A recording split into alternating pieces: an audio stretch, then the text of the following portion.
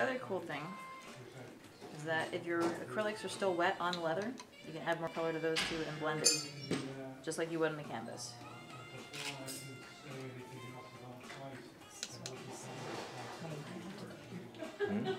You can do a few layers, or it depends on what you're going for. Because the thing is, a lot of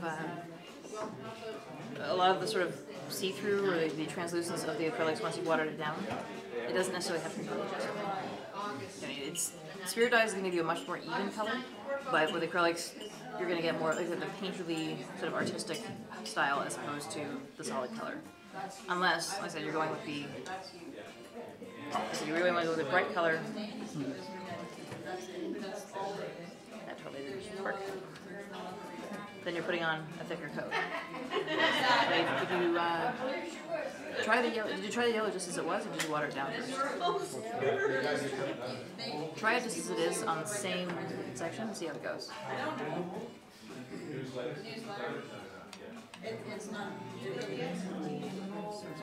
Yeah.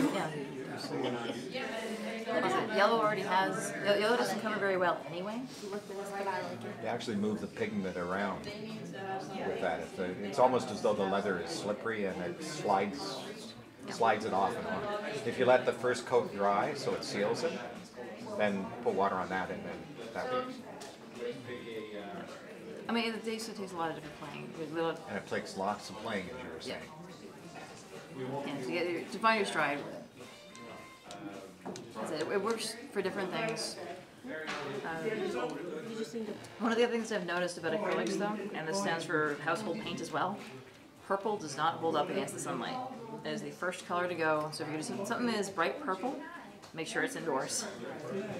It's because of its wavelength. When this dries, you'll actually end up with something that looks very similar to the lighter brown spirit dyes. But you can also add in texture at the same time. You can add in your own marks, your own angles, with or against the grain.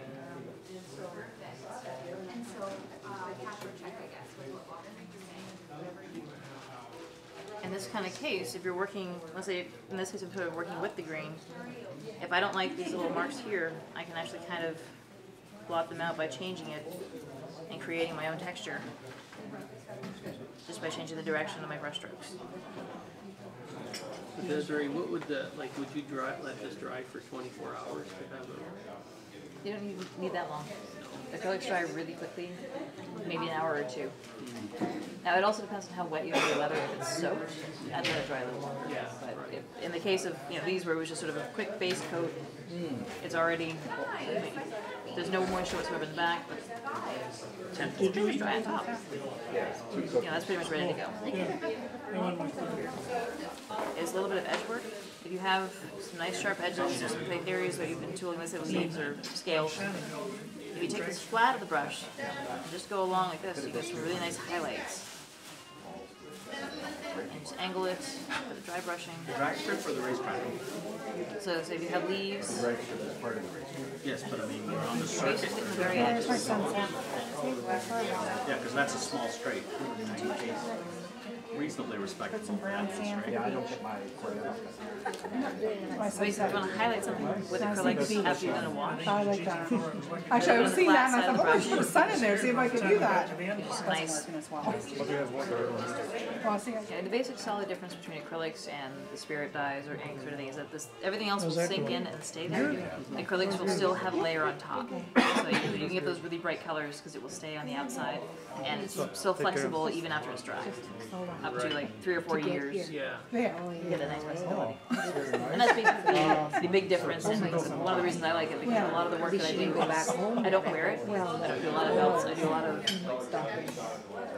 art. I do professional two-dimensional art. I do a lot of book covers. I do a lot of paintings. For me, the leather just sort of gives an extra little bit of texture and depth. But I still like my colors with acrylic. I still like them to occasionally pop in certain places, but have that nice wash in other places. And most of what leather working is, as far as color goes, is figuring out, okay, this is my base color. How do I work off that to get what I want? A lot of people, I've seen a lot of people get really frustrated because things aren't white enough, things aren't yellow enough, and it's because you're already starting out with an earth tone. You're already starting out with a brown color or an 18% gray if it's black and white. Acrylics at least give you that option of putting color on and keep hitting that. everything else sinks in and adopts this color. It's not a bad thing. It just depends on what you're going for. It's working with your colors that already exist as opposed to fighting it. Yeah.